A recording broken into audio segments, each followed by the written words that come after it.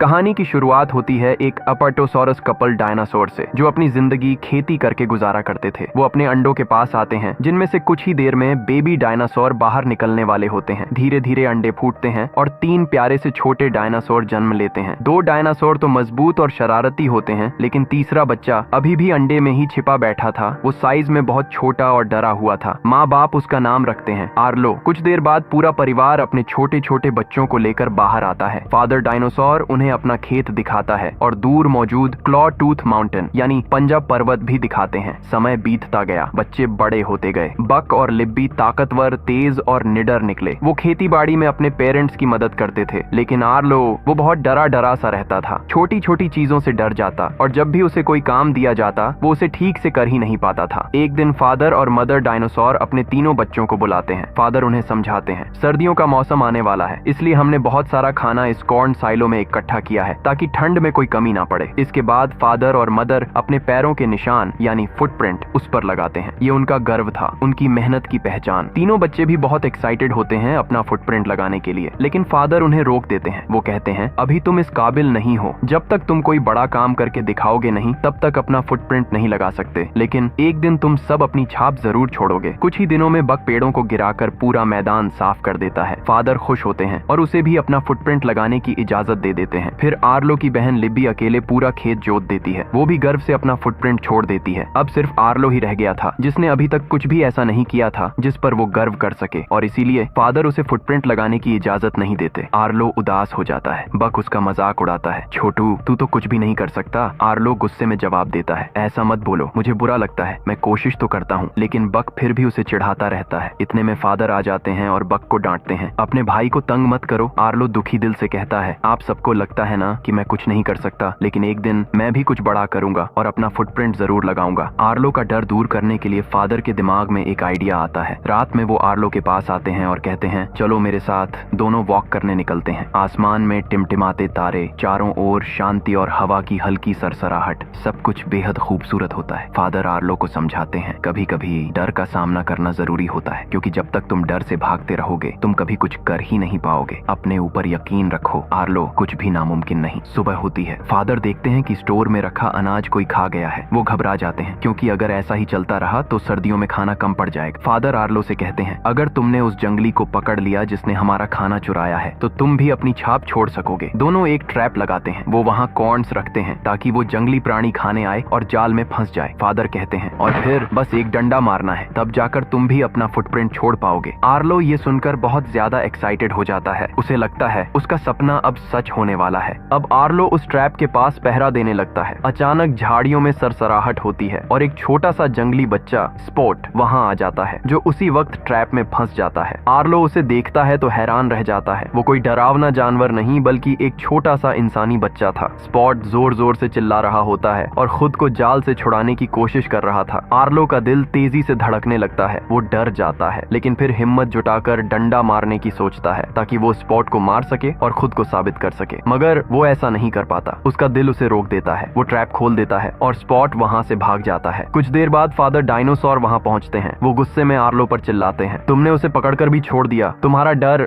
सारा काम खराब कर गया। फिर वो आर्लो से कहते हैं, चलो आज रात ही हम उस जंगली बच्चे का काम तमाम कर देंगे। दोनों साथ में उस जंगल की तरफ निकलते हैं जहाँ स्पॉट के पैरों के निशान दिखाई दे रहे थे। लेकिन तभी तेज बारिश शुरू हो जाती है और वो निशान धीरे धीरे मिटने लगते हैं। फादर आर्लो से कहते हैं, तेज चलो, लेकिन आर्लो डरने लगता है। पापा, मौसम बहुत खराब हो रहा है, हमें वापस चलना चाहिए। मगर फादर उसे नजरअंदाज करते हुए आगे बढ़ते रहते हैं। आसमान में बिजली चमकने लगती है। गड़गड़ाहट इतनी तेज थी कि आर्लो का दिल जोर जोर से धड़कने लगता है। बारिश में फिसलते हुए आर्लो गिर जाता है। उसका पांव मुड़ जाता है। वो मुश्किल से उठता है और फिर से कहता है, पापा वापस चलो। फादर गहरी सांस लेकर कहते हैं, आर्लो, मैं तुम्हें यूं ही डांटता नहीं हूँ। मैं चाहता हूँ कि तुम मजबूत बनो, डर पर काबू पाओ, वरना बड़े होकर कुछ नहीं कर पाओगे। फिर वो उसे वापस चलने को कहते ही हैं कि अचानक तूफान बहुत तेज हो जाता है और फिर फ्लैश फ्लड आता है। पानी का तेज बहाव हर चीज को अपने साथ बहा ले जा रहा होता है। फादर आर्लो से चिल्लाकर कहते हैं, बेटा ऊपर चढ़ो जल्दी। वो अपनी गर्दन से आर्लो को ऊपर उछाल देते हैं। आर्लो किसी तरह सुरक्षित ऊंचाई पर पहुंच जाता है, लेकिन फादर खुद को बचा नहीं पाते। पानी का तेज बहाव उन्हें बहा ले जाता है। कुछ समय बाद आर्लो टूटे दिल के साथ घर लौटता है। अब जिम्मेदारी और काम दोनों बढ़ चुके थे, क्योंकि पिता अब नहीं रहे थे। आर्लो सबके साथ खेत में मेहनत करता है, लेकिन अंदर से वो बेहद उदास होता है। एक दिन जब वो स्टोर में कॉर्न रखने जाता है तो देखता है वही जंगली बच्चा स्पॉट फिर वहाँ आ गया है। आर्लो का गुस्सा फूट पड़ता है क्योंकि उसे लगता है स्पॉट की वजह से ही उसके पिता मरे हैं। वो स्पॉट को पकड़ने के लिए उसके पीछे भागता है और आखिर में उसे पकड़ भी लेता है, लेकिन उसी दौरान आर्लो फिसलकर नदी में गिर जाता है। तेज वेव उसे बहा ले जाती है। वो एक चट्टान से टकराकर बेहोश हो जाता है। जब आर्लो को होश आता है तो वो खुद को नदी किनारे अकेला पाता है। चारों ओर अजनबी इलाका, घना जंगल और वो पूरी तरह खो चुका था। अचानक उसकी नजर स्पॉट पर पड़ती है जो दूर खड़ा उसे देख रहा था। आर्लो नदी को देखता है और उसे अपने पिता की वो बात याद आती है, अगर कभी रास्ता भटक जाओ तो नदी को फॉलो करना, ये तुम्हें घर तक जरूर ले जाएगी। अब आर्लो नदी के किनारे किनारे चलने लगता है। लंबा सफर तय करने के बाद भूख से उसका बुरा हाल हो जाता है। उसी वक्त उसे ऊपर पेड़ पर जामुन जैसा एक फल नजर आता है। वो एक पत्थर पर पैर रखकर उसे तोड़ने की कोशिश करता है, लेकिन पत्थर फिसल जाता है और उसका पैर उसमें फंस जाता है। वो बहुत कोशिश करता है लेकिन पैर निकल नहीं पाता। सारा दिन गुजर जाता है, फिर रात हो जाती है। थका हुआ आर्लो वहीं सो जाता है। सुबह जब उसकी आंख खुलती है तो उसे एहसास होता है उसका पैर आजाद हो चुका है। वो नीचे देखता है, मिट्टी में छोटे छोटे पैरों के निशान हैं। आर्लो समझ जाता है ये स्पॉट के निशान हैं, यानी स्पॉट ने ही उसका पैर छुड़ाया था। पहली बार आर्लो को एहसास होता है जिस बच्चे को वो दुश्मन समझ रहा था वही उसकी मदद कर रहा था।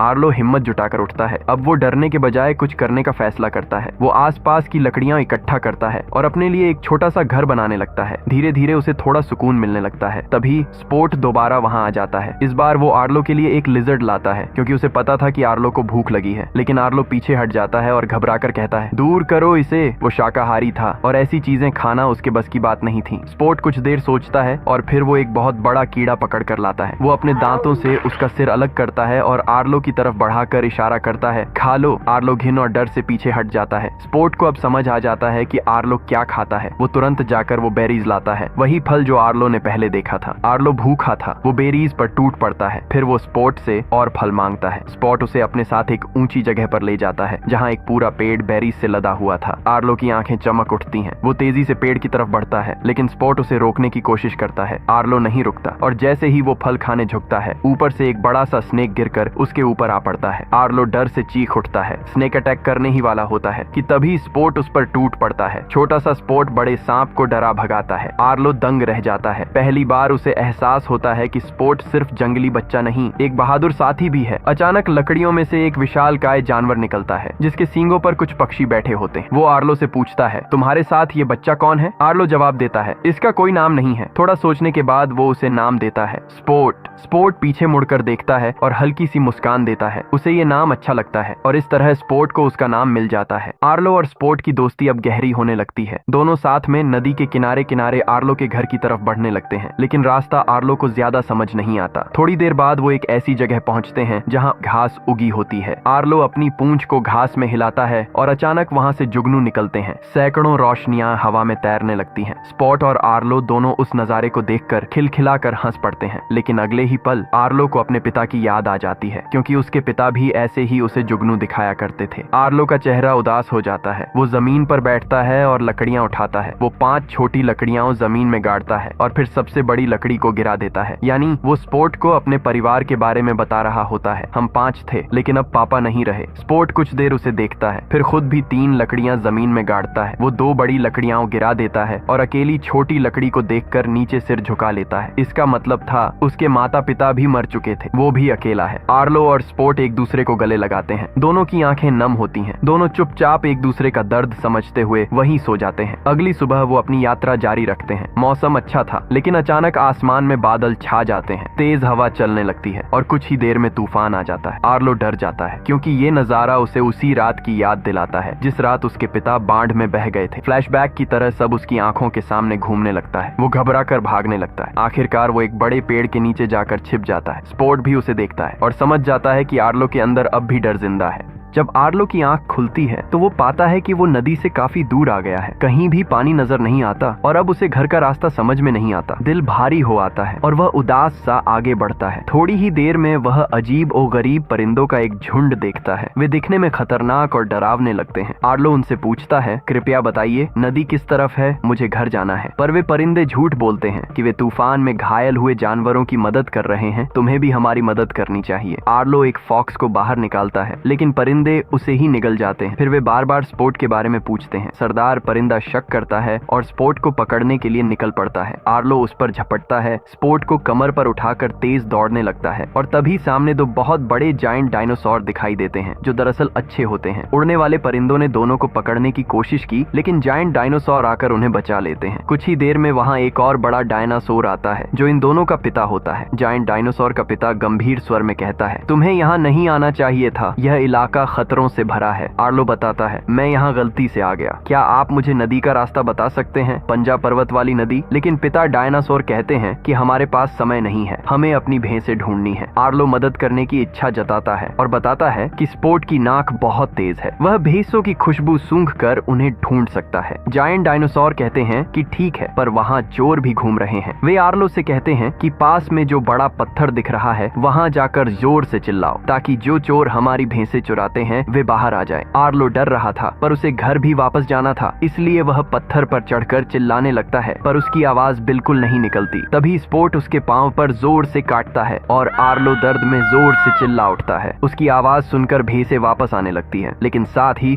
कुछ खौफनाक डायनासोर भी सामने आ खड़े होते हैं। वे असल में भैंस लुटेरे थे, वो हमला करने लगते हैं। तभी वे जायंट डायनासोर भी आ जाते हैं। लड़ते लड़ते एक भयंकर लड़ाई होती है। एक भैंस लुटेरा जायंट डायनासोर को गिरा देता है। आर्लो बिना सोचे समझे उन पर टूट पड़ता है और फाइनली चोर डरकर भाग जाते हैं। रात होते ही वे आग के चारों ओर बैठे होते हैं। आर्लो उन जायंट डायनासोर से पूछता है, आपके मुंह और पैरों पर ये निशान कैसे पड़े? जायंट डायनासोर का पिता बताता है, एक बार मगरमच्छों ने हम पर हमला किया था, मेरे मुंह को भी चोट लगी, पर मैंने हार नहीं मानी और लड़कर सबको हरा दिया। आर्लो कहता है, मेरे पिता भी बहुत ताकतवर थे, वे किसी से नहीं डरते थे। जायंट डायनासोर मुस्कुराते हुए कहते हैं, डर तो सभी को लगता है, डर तो नेचर का हिस्सा है, असल बात यह है कि तुम उसे कैसे संभालते हो। डर को अपने साथ रखो पर उसे तुम पर हावी मत होने दो। जब तुम सीख जाओगे कि दर्द और खतरे का सामना कैसे करना है, तुम खुद ब खुद मजबूत बन जाओगे। और फिर वे कहते हैं, सुबह हम दक्षिण की ओर निकलेंगे और तुम्हें तुम्हारे घर तक पहुंचा देंगे।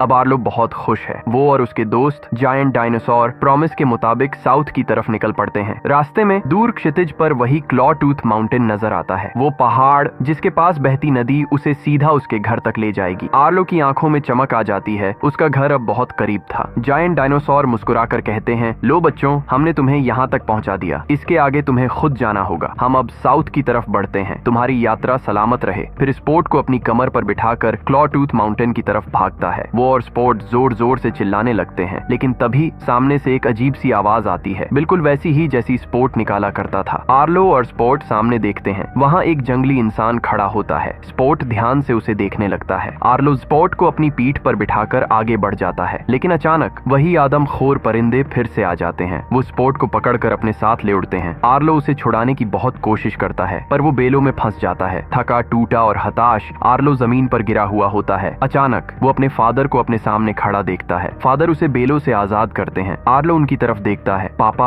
आप वापस आ गए, आप यहीं थे। लेकिन तभी आर्लो नोटिस करता है मिट्टी पर उसके कदमों के निशान तो हैं, पर पापा के नहीं। उसे एहसास होता है ये तो उसकी इमेजिनेशन थी। फादर की आवाज उसके जहन में गूंजती है, स्पोर्ट ने तुम्हारी जान बचाई थी, अब तेरी बारी है, उसे तुम्हारी जरूरत है। आर्लो की आंख खुलती है, वो बेलें तोड़ता है और परिंदों के पीछे भाग पड़ता है। वो जोर जोर से स्पोर्ट को पुकारता है। अंधेरे में स्पोर्ट की हल्की सी आवाज आती है। वो लकड़ी में छिपा होता है और परिंदे उस पर झपट रहे होते हैं। आर्लो जोर से दहाड़ता है। स्पॉट भी हिम्मत दिखाता है, एक परिंदे का पंख काट देता है। आर्लो एक लकड़ी उठाकर हमला करता है, परिंदे को गिरा देता है। लेकिन तभी आसमान में बादल गरजते हैं और फ्लड आ जाता है। तेज बहाव में पेड़, पत्थर, लकड़ियां सब बहते हुए आ रहे थे। आर्लो कुछ नहीं सोचता, वो नदी में कूद जाता है। वो स्पोर्ट को पकड़ लेता है और बड़ी मुश्किल से किनारे पर लेकर आता है। स्पोर्ट घायल है और आर्लो भी बुरी तरह चोटिल हो चुका था, लेकिन दोनों जिंदा हैं। अब वो वापस आगे बढ़ने लगते हैं। अब रास्ते में वही जंगली इंसान दोबारा नजर आता है। इस बार आर्लो उसे रोकता नहीं, वो स्पोर्ट को अपनी पूंछ से नीचे उतारता है। स्पॉट हिचकिचाते हुए उस आदमी के पास भागता है और देखता है वो उसका फादर है। उसकी मदर और भाई बहन भी वहाँ खड़े होते हैं। स्पॉट का फादर उसे गोद में उठा लेता है और उसे कसकर गले लगाता है। स्पॉट की आंखों में चमक और आर्लो की आंखों में नमी आ जाती है। स्पॉट मुड़कर आर्लो को देखता है। वो उसके पास आता है और उसकी पीठ पर चढ़ जाता है, मानो कह रहा हो, मैं तुम्हें छोड़ना नहीं चाहता। आर्लो उसे धीरे से कहता है, नहीं नहीं स्पोर्ट, तुम्हारी जगह यहाँ है, तुम्हारे अपने लोगों के पास। तुम भी प्यार और केयर डिजर्व करते हो। दोनों एक दूसरे को उदासी भरी नजरों से देखते हैं। स्पोर्ट धीरे धीरे अपनी फैमिली की ओर लौट जाता है। आर्लो अब अकेला है, लेकिन पहले से कहीं मजबूत। वो घर की तरफ बढ़ता है और कुछ देर में उसे दूर से अपना घर दिखाई देता है। उसकी आंखों से आंसू बहने लगते हैं, पर इस बार ये आंसू कमजोरी के नहीं, खुशी के थे। उसकी मदर, बक और लिबी भागते हुए उसके पास आते हैं और पूरा परिवार एक जायंट हग करता है। और अब वो आखिरकार कौन साइलो पर अपना फुटप्रिंट लगा देता है। आर्लो और स्पोर्ट की ये कहानी हमें सिखाती है कि दोस्ती और हिम्मत हमें हर तूफान पार करा सकती है। अगर ये कहानी आपके दिल को छू गई हो तो चैनल को सब्सक्राइब करें और नीचे अपना प्यार जरूर छोड़ें।